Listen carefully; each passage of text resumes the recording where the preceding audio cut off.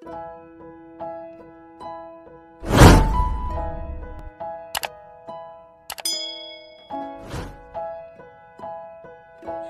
chào các bạn.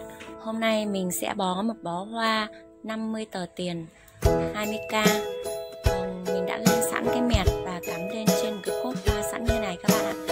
Giờ mình chỉ việc bó, và giấy mình bó hoa thì mình sử dụng giấy bóng kiếng màu đỏ. Ở đây mình sử dụng khoảng 7 tờ giấy khổ lớn như thế này các bạn nhé.